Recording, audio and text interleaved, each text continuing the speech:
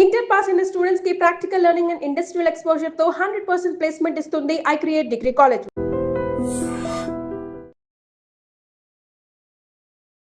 నమస్తే రమగారు. నమస్తే జయ. రమగారు, మనం విక్రమార్కుడిది అంటే కాశీ మజిలీలోని విక్రమార్కుడు గురించి మాట్లాడుకుంటూ ఉన్నాము. ఎన్ని మలుపులు రమగారు, ఎక్కడికెక్కడ వాటిని సరి చేస్తూ సువర్ణ స్తూపం దాకా ఎలా చేరుకున్నాడు విక్రమార్కుడు, ఏం జరిగింది?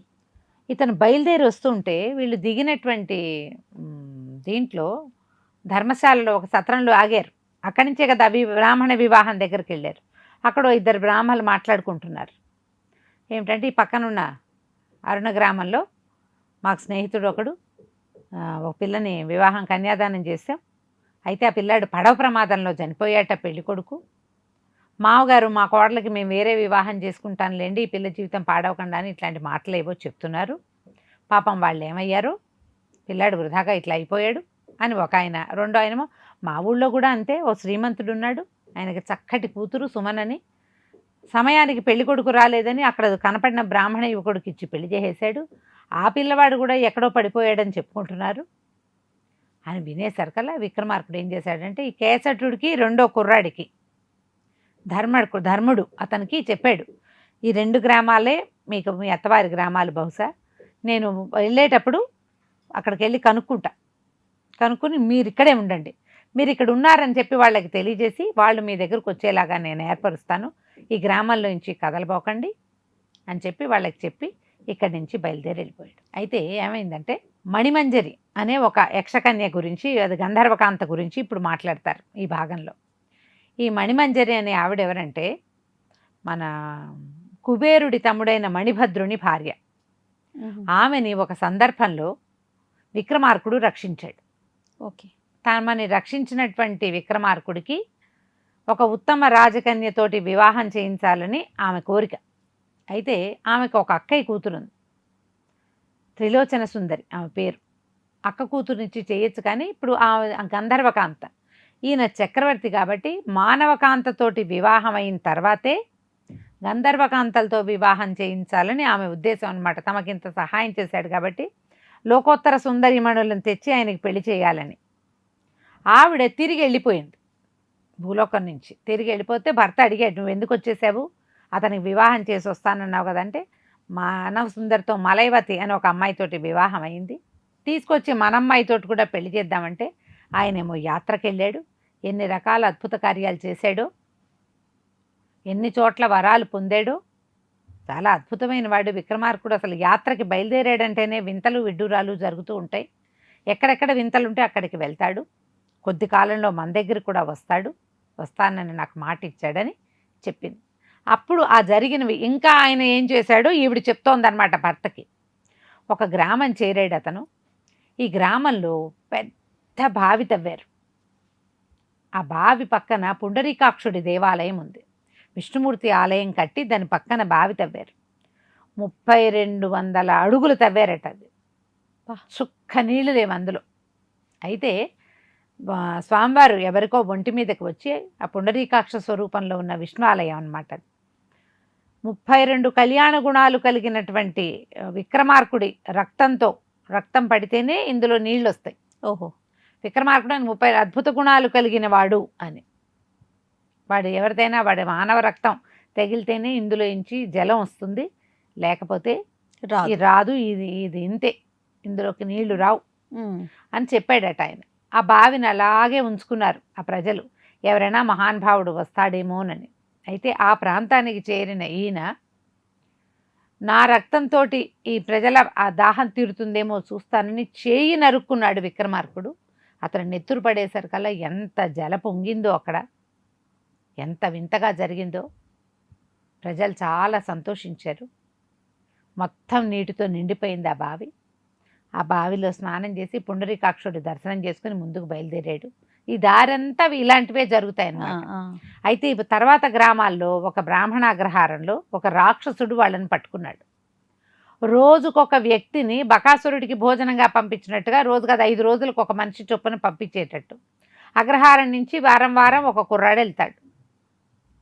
ఏ ఇంట్లో అయితే భోజనం చేశాడో విక్రమార్కుడు, వాళ్ళ ఇంటికి ఆ రోజు ఆ వంతు వచ్చింది. ఈ యువకుడిని పంపించద్దని తాను వెళ్ళాడా? తను వెళ్తానని వెళ్ళాడు. వెళ్ళిన తర్వాత అతను వత్సశీల ఒక శిల మీద అక్కడ కూర్చోవాలి. కానీ అక్కడికి వచ్చిన వాళ్ళు ఎవరైనా రా నన్ను తిను అని ఎవరు కూర్చుంటారు? భయంతో పరుగులు తీస్తారు మనుషులు. ఆ వత్సశీల మీద పద్మాసనం వేసుకుని కూర్చొని ఇతన్ని చూసేసరికల్లా రాక్షసుడు ఆశ్చర్యపోయేట.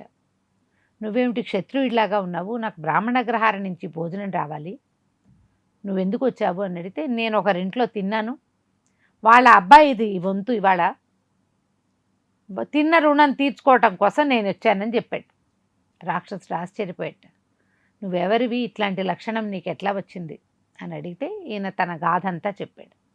రాక్షసుడు చాలా సంతోషించాట. నీలాంటి అపురూపమైన వ్యక్తి దర్శనం లభించటమే నాకు ఇదిగా ఉంది, మన ఇద్దరం స్నేహితులం, నేను నిన్నేమి చెయ్యను అంటే అప్పుడు విక్రమార్కుడు రాక్షసుడిని అడిగాడు, ఆకులు అలములు తిన్నా కూడా పొట్ట నిండుతుంది కదా పొట్ట, దానికి నరమాంసము అది కూడా బ్రాహ్మణ భోజనం ఏమిటి, నేను నీతో మైత్రి నెరవేరాలి, మన ఇద్దరం నెరపాలి అంటే, మైత్రి నెరపాలి అంటే ఈ నరమాంస భక్షణ మానేస్తానని మాటిస్తేనే మన ఇద్దరం స్నేహితులుగా ఉందామని చెప్పాడు. ఆ రాక్షసుడు ఒప్పుకుని, బేతాళుణ్ణి వశం చేసుకోగలిగేవాడు నాతో స్నేహం చేస్తానంటే అసలు ఆహారంతో లెక్కేముంది, ఇది ఒక ఒప్పందం ప్రకారం జరుగుతోంది, నీకోసం నేను అది మానేస్తానన్నాడు. ఆ గ్రామానికి పూర్తిగా బ్రహ్మరాక్షసుడి బెడద తొలగించేశాడు విక్రమార్కుడు. ఆ తర్వాత ఇక్కడి నుంచి అతను ప్రయాణం అయ్యి అది సూర్యగిరి చేరాడు. సూర్యగిరి చేరితే అది పెద్ద చెరువు. రోజు తెల్లవారంగానే దాంట్లోంచి ఒక బంగారు స్తంభం పైకి లేస్తుంది. అది మధ్యాహ్నం అయ్యేసరికి పెరిగి పెరిగి పెరిగి పెరిగి సూర్యుడిని అంటుతుంది. సాయంత్రానికి సూర్యుడు దిగిపోతాడు, అది కూడా దిగి కిందకు వచ్చేస్తుంది, ఆకాశంలోంచి దిగిపోతుంది. అక్కడికి ఈయన వెళ్ళాడు.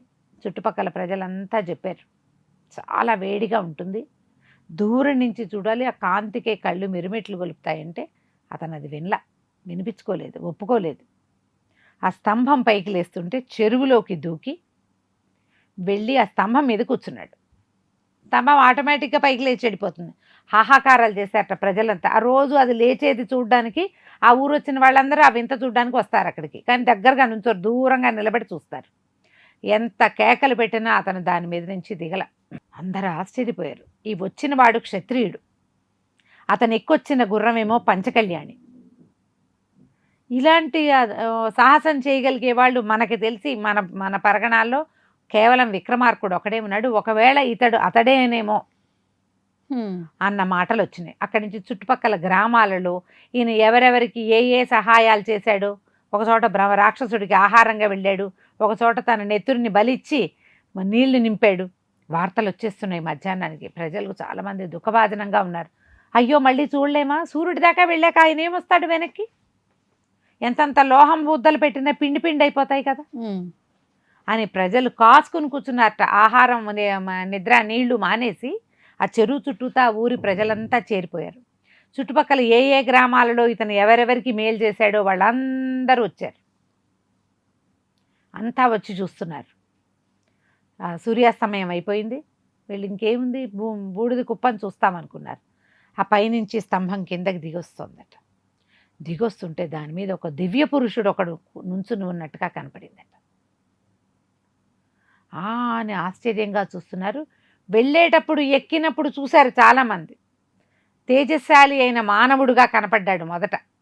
ఇప్పుడు ఎట్లా ఉన్నాడంటే ఒక దివ్య పురుషుడు ఒకడు నుంచున్నట్టుగా కనపడుతున్నాడు. బంగారు పీతాంబరాలు ధరించినట్టు, చెవులకి రత్నకుండలాలు మెరుస్తున్నాయి.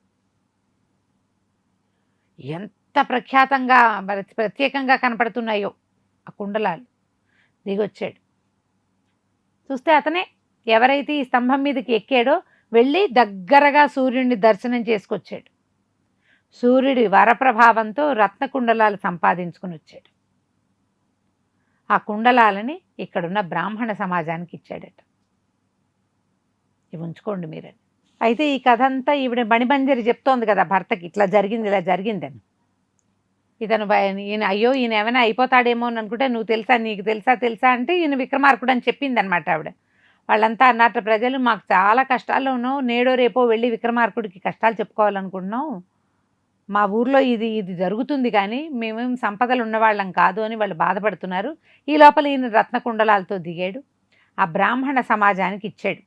ఇది రోజుకి 2 బారుల బంగారం ఇస్తాయి ఆ కుండలాలు.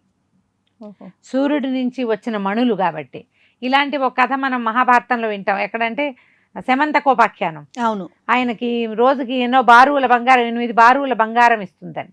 ఆ శమంతకమణి ఇచ్చాడు, సూర్య భగవానుడు ఇచ్చాడు ఆయనకి అని చెప్తారు. ఈయన పేరేంటి, సత్రాజిత్తుకి. ఆ మణినేగా కృష్ణుడు అపహరించాడని వినాయక చవితి కథ చెప్పుకుంటాం మనం. అలాగే సూర్యుడు ఇచ్చినటువంటి అక్షయ పాత్ర కథ కూడా మనం మహాభారతంలో వింటాం. సూర్యుడి వల్ల లభించిన ఈ 2 కుండలాల్ని ఈయన వాళ్ళకి ఇచ్చేసాడు, ఆ బ్రాహ్మణ సమాజానికి. రోజు బంగారం వస్తుంది, మీ అగ్రహారాన్ని అభివృద్ధి చేసుకోండి, సూర్యారాధన చేసుకోండి, మీ ప్రాంతంలో ఇలాంటి విశేషం జరుగుతుంది కాబట్టి మీరంతా సూర్యారాధన చేయండి అని వీళ్ళకి ఆజ్ఞ ఇచ్చి ఆయన వెళ్ళిపోయాడు. ఈ లోపల నేను ఆయనకి నమస్కరించాను. మీరు ఈ త్రిలోచన సుందరిని వివాహం చేసుకుంటానని మాటిచ్చారు నాకు అంటే ఆయన అడిగేట విక్రమార్కుడు, ఏమిటి నా మీదేవో నాటకాలు పాటలు రాసి ఊరంతా చాటి చెప్తున్నాడు అంటే, మీరు చేసే సాహస కార్యాలే అలాంటివి. మహాకాళి అనుగ్రహం వల్ల మీరు ఇవన్నీ చేయగలుగుతారు, మానవ మాత్రులు చేసేవి కాదు. మీ దానపరత్వము, మీ ఉదార స్వభావము, మీ సాహసము దేనికి అదే ప్రత్యేకము అని మా అమ్మాయిని వివాహం చేసుకోవడానికి రమ్మన్నాను. ఆయన నేను ఇంట్లో ఎవరికీ చెప్పలేదు, భట్టికి కూడా చెప్పకుండా ఈ సూర్యస్తంభాన్ని చూడడానికి ఇక్కడికి వచ్చేసాను. నేను ఇంటికి వెళ్ళి వ్యవహారాలు చూసుకుని అప్పుడు నేను మీకు స్వర్గలోకానికో గంధర్వలోకానికో నేను వస్తానన్నాడు. ఆయన 6 నెలలు ప్రయాణం చేశాడు ఇక్కడికి. ఇన్ని కథలైనాయి కదా, నేను ఆయన్ని 10 గడియల్లో ఇల్లు చేర్చేశాను. ఆయన ఉజ్జయిని నగరానికి వెళ్ళిపోయాడు. తర్వాత వచ్చి మనకి స్వర్గానికి వచ్చి పెళ్లి చేసుకుంటానన్నాడని చెప్పింది. ఆ తర్వాత కొంతకాలానికి స్వర్గంలో రంభా ఊర్వశి వాళ్ళిద్దరిలో ఎవరు ఉత్తమ నాట్యకత్తెలు అని ఒక పోటీ వస్తే ఆ పోటీకి దేవేంద్రుడు ఈయన్ని పిలిచాడు. పిలిస్తే ఆ పోటీలో ఊర్వశే ఉత్తమ నాట్యకత్తె అని ఈయన చెప్పాడు. వాళ్ళంతా సంతోషించారు, దేవతలందరూ సంతోషించారు. అక్కడ ఈయన తాలూకు సాహసాల మీద ఒక నాటికని ప్రదర్శించారు. తర్వాత ఈ త్రైలోక్య సుందరి ఆ అమ్మాయిని వివాహం చేశారు. చాలామంది గంధర్వకాంతలు కూడా విక్రమార్కుడిని వరించి, ఏమిటి ఈయన సాహసాలు ఇవన్నీ విని ఇలాంటి ఉత్తమ పురుషుడితోటి కొంతకాలం, అంటే వాళ్ళు గంధర్వులకి మరణాలు ఉండవు, కొంతకాలం ఆయనతో గడపచ్చు అన్నమాట. ఆయనతో పాటు ఆయన్ని వరించి వివాహం చేసుకుని భూలోకానికి ప్రయాణమై వచ్చేసారట. విక్రమార్కుడికి ఎందరో భార్యలు ఉన్నారని చెప్తారు, మనం చెప్పుకున్న కథల్లో కూడా విన్నాం కదా.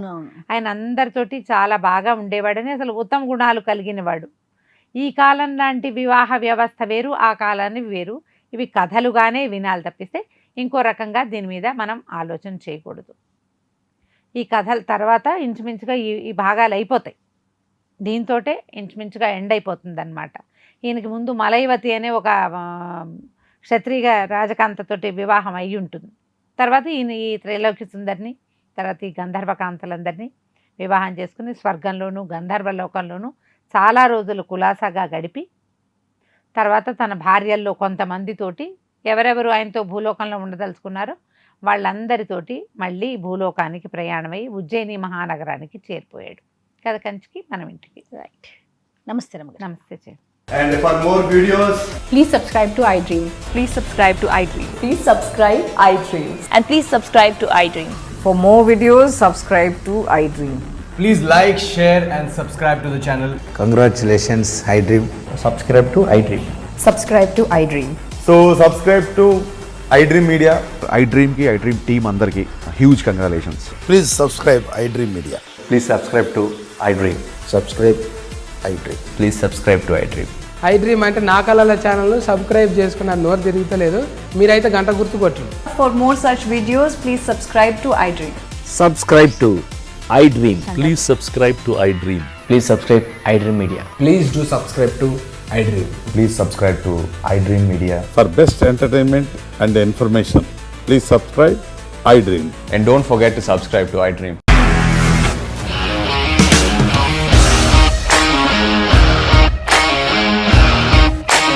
ఇండస్ట్రీలో కమిట్మెంట్ ఇష్యూస్ వస్తే నీకు కూడా వచ్చినట్టు. మార్నింగ్ తీసుకెళ్ళాలంటే కొట్టి పడేస్తాడు.